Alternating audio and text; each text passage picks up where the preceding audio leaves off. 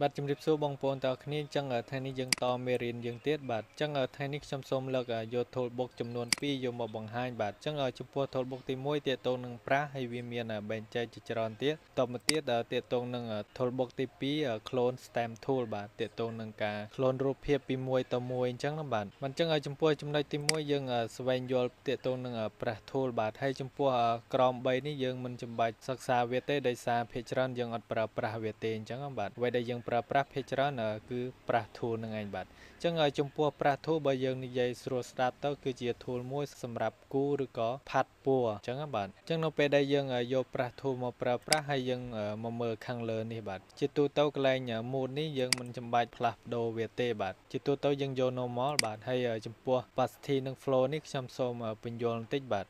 ខ្ញុំបើកមក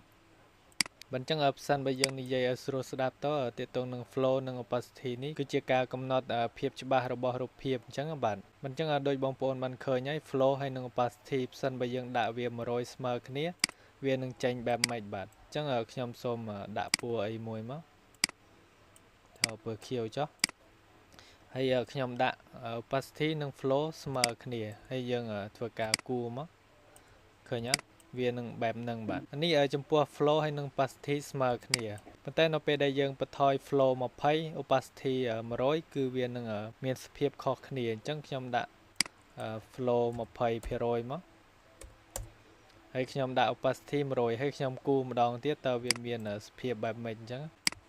បាទអញ្ចឹងបងប្អូនអាចមើលបាននៅពេលដែលយើងបន្ថយ flow គឺវានឹងសាបបែបហ្នឹងអញ្ចឹងបាទចំណុចបន្ទាប់គឺ flow 100ប៉ុន្តែ opacity 20វិញតើវាមានសភាពបែបម៉េចអញ្ចឹងបាទអញ្ចឹងយើងដាក់ opacity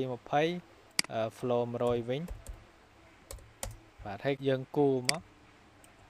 ឃើញអត់គឺវាចេញបែបនេះបាទអញ្ចឹងចំពោះចំណុចទី1នៅពេលដែល flow និង opacity ស្មើគ្នាគឺវាឃើញច្បាស់បែបនេះបាទប៉ុន្តែនៅពេលដែល flow តិចជាង opacity គឺវានឹងខ្សោយបែបនេះប៉ុន្តែវារាងច្បាស់អញ្ចឹងបាទដោយឡែកនៅពេលដែលយើងដាក់ flow 100វិញហើយ opacity បន្ថយ20%វិញគឺវាឃើញបែបនេះវាសាបហើយវាអត់សូវដិតដូចទី2អញ្ចឹងណាបាទអញ្ចឹងបងប្អូនអាចសង្កេតមើលបានក្នុងការប្រើប្រាស់ flow និង opacity នេះបាទអញ្ចឹងបងប្អូនអាចតេស្តមើលទៅហើយចំពោះ opacity និង flow នេះគឺជាការស្រេទៅលើភាពច្បាស់របស់រូបភាពឬក៏ object យើងអញ្ចឹងបាទអញ្ចឹងខ្ញុំសូម back វិញមកអញ្ចឹងចំពោះចំណុចបន្ទាប់ទៀតទាក់ទងនឹងកន្លែងនេះបាទទាក់ទងនឹងការសេរីទំហំប្រាស់របស់យើងតើយើងចូលសេរីវាកន្លែងណាអញ្ចឹងបាទអញ្ចឹងនៅពេលដែលបងប្អូនយកប្រាស់មកតទៅទៀតបងប្អូនចូលកន្លែងនេះឃើញសញ្ញាព្រួញបងប្អូនចុចកន្លែងហ្នឹងមកបងប្អូនឃើញខ្សែអញ្ចឹងកន្លែងខ្សែនេះគឺជាការសេរីទំហំប្រាស់របស់យើងអញ្ចឹងបាទអញ្ចឹងខ្ញុំសូមលុបអានេះចេញហើយខ្ញុំបង្កើតនេះថ្មីនេះគឺជាការស្រេអញ្ចឹងផ្សិនបើយើងដាក់តិចទំហំប្រាស់របស់យើងក៏ទូចទៅតាមនឹងដែរផ្សិនបើយើងដាក់ធំទំហំប្រាស់យើងធំទៅតាមនឹងដែរបាទអញ្ចឹងបងប្អូនអាចស្រេទៅតាមអ្វីដែលបងប្អូនចង់បានមកបាទអញ្ចឹងចំពោះចំណុចបន្ទាប់ទៀតទៅនឹង hardness បាទអញ្ចឹង hardness នេះគឺជាការកំណត់ភាពច្បាស់ឬក៏ព្រាលរបស់ប្រាស់អញ្ចឹងណាបាទអញ្ចឹងឧទាហរណ៍ hardness របស់យើងនៅខាងឆ្វេងអញ្ចឹងនៅពេលដែលយើងគូមកឧទាហរណ៍ឥឡូវខ្ញុំដាក់ opacity 100វិញមកអញ្ចឹងនៅពេលដែលយើងគូមក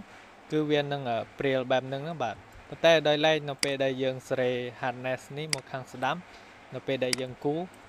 គឺវានឹងឃើញបែបនេះបាទឃើញអត់គឺវានឹងឃើញច្បាស់បែបហ្នឹងអញ្ចឹងបាទវាអត់ព្រាលទេបាទអញ្ចឹងទាក់ទងនឹង hardness ហ្នឹងគឺជាការស្រេទៅលើប្រាស់របស់យើងឲ្យវាព្រាលឬក៏ច្បាស់ទៅតាមនឹងដែរឬក៏យើងស្រេភាពដិតវាអញ្ចឹងណាបាទហើយចំពោះប្រាស់វាមានច្រើនបាទយើងអាច import ចូលបន្ថែមមកក៏បានដែរនេះអញ្ចឹងវាមាន free ឲ្យយើងស្រាប់ខ្លះដែរអញ្ចឹងបាទ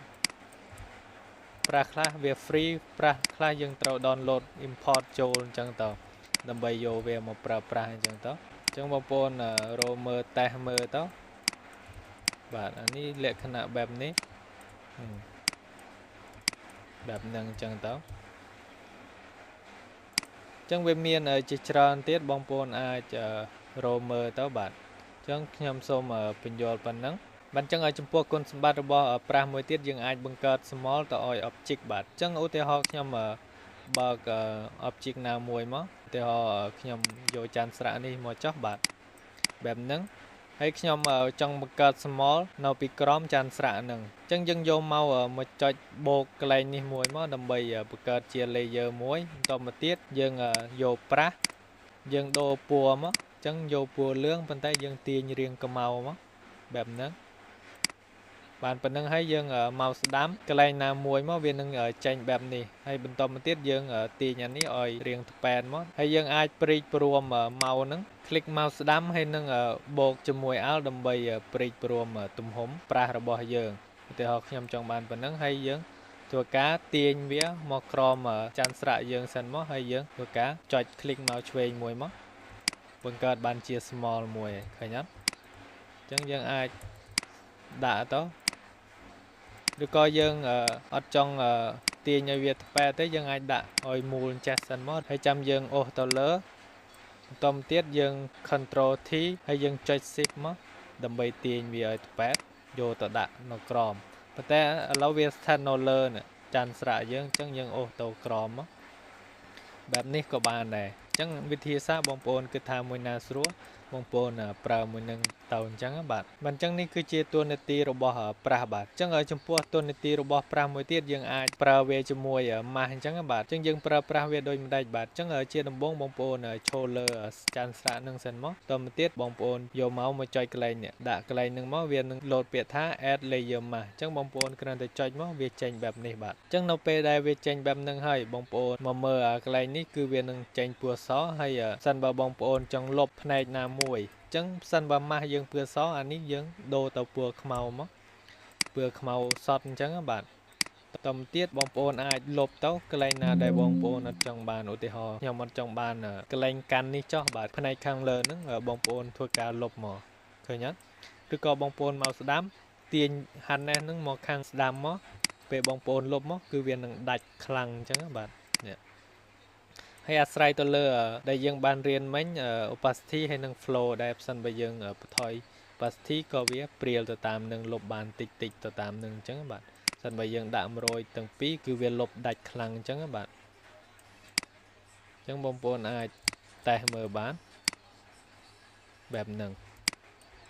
អញ្ចឹងអានេះយើងប្រើប្រាស់បូកជាមួយម៉ាស់អញ្ចឹងបាទដើម្បីកាត់ object ណាមួយអញ្ចឹងទៅហើយនៅពេលដែលយើងចង់ហៅវាមកវិញគឺយើងគ្រាន់តែត្រឡប់អានេះមកនេះយើងត្រឡប់អានេះពណ៌សវិញមកយើងអូសពីលើវាវិញមកវានឹងលោតមកវិញអញ្ចឹងបាទអញ្ចឹងអានឹងគុណសម្បត្តិរបស់ប្រាស់បាទអញ្ចឹងយើងអាចប្រើវាសម្រាប់ធ្វើការលុប object ឬក៏ហៅ object មកវិញអញ្ចឹងបាទអញ្ចឹងចំពោះតួនាទីរបស់ប្រាស់គឺមានតែប៉ុណ្្នឹងទេបងប្អូនអាចតេស្តមើលបន្ថែមបានបាទអញ្ចឹងខ្ញុំសូមលុបចោលវិញទាំងអស់មកបាទអញ្ចឹងចំពោះចំណុច toolbox បន្ទាប់ទៀតគឺទាក់ទងនឹង clone stamp tool បាទអញ្ចឹងចំពោះ clone stamp tool នេះឧទាហរណ៍ខ្ញុំបើក object ណាមួយមកអញ្ចឹងឧទាហរណ៍ឡាននេះចុះបាទតទៅទៀតខ្ញុំ control J មកដើម្បី copy សិនបាទកុំឲ្យប៉ះពាល់ដល់ដើមអញ្ចឹងខ្ញុំធ្វើលើ copy នេះតទៅទៀតយើងប្រើប្រាស់ clone stamp tool បាទអញ្ចឹងចំពោះតួនាទីរបស់ clone stamp tool ហ្នឹងវាមានតួនាទីសម្រាប់ copy រូបភាពចេញពីខាងដើមបង្កើតបានថ្មីមួយទៀតអញ្ចឹងបាទអញ្ចឹងដើម្បីកាន់តែច្បាស់បងប្អូនយកវាមកតទៅទៀតខ្ញុំព្រីកព្រមមកអញ្ចឹងសិនបើឡាននឹងធំយើងព្រីកឲ្យធំដែរមកអញ្ចឹងយើងបូកជាមួយ Alt ដើម្បីព្រីកព្រមអញ្ចឹងបាទតទៅទៀតខ្ញុំ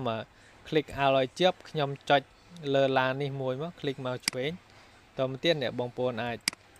យកវាមកដាក់កន្លែងណាមួយមកហើយបងប្អូនធ្វើការអូសអញ្ចឹងមកគឺវានឹង copy ខាងក្រោមមកដាក់ខាងលើបានមួយទៀតអញ្ចឹងបាទអញ្ចឹង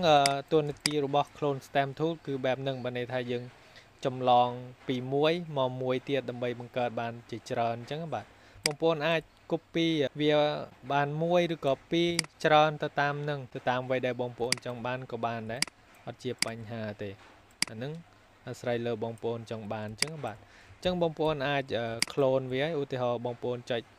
Alt ហើយ click មកឆ្វេងមួយមកហើយបងប្អូនអាចបង្កើត new layer មកហើយយើង clone ចេះមកពេលយើងចាប់ទាញវាអាចស្រេទីតាំងបានអញ្ចឹងនៅពេលដែលយើង clone ហើយយើងបង្កើត new layer ថ្មីប៉ុន្តែប្រសិនបើយើង clone អត់បង្កើត new layer ថ្មីទេគឺវានឹងជាប់ទី1នេះដើមដល់អញ្ចឹង ពេលយើងទាញគឺវាតទាំងពីរហើយបាទអញ្ចឹងបងប្អូនអាចគាត់ចំណាំកន្លែងនឹងទុកទៅបាទអញ្ចឹងតួនាទីរបស់ clone គឺបែបហ្នឹងចំណែកចំណុចបន្ទាប់ទៀតទាក់ទងនឹង path stamp tool អញ្ចឹង pattern stamp tool នេះបានន័យថាយើងយក pattern ស្រាប់នេះឧទាហរណ៍វា free វានឹងមានលក្ខណៈបែបនេះយើងអាចយកវាទៅដាក់នៅលើ background ឬក៏នៅលើរូបភាពយើងបានអញ្ចឹងបាទ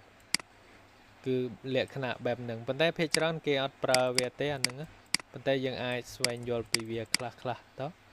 បាទបែបហ្នឹងអញ្ចឹងយើងថយមកវិញមកអញ្ចឹងចំពោះ tool ហ្នឹងអត់មានអីសំខាន់ទេគ្រាន់តែយើងយក pattern ស្រាប់យកមក replace ឬក៏ដាក់ចូលទៅលើរូបភាពយើងអញ្ចឹងបាទអញ្ចឹងសង្ឃឹមថាបងប្អូនយល់ទាក់ទងនឹងការប្រើប្រាស់ clone stamp tool ហើយនឹងប្រាស់ tool នេះបាទអញ្ចឹងចំពោះវីដេអូថ្ងៃនេះមានតែប៉ុណ្្នឹងឯងយើងនឹងជួបគ្នានៅវីដេអូបន្តទៀតអញ្ចឹងសូមអរគុណនិងសូមជម្រាបលា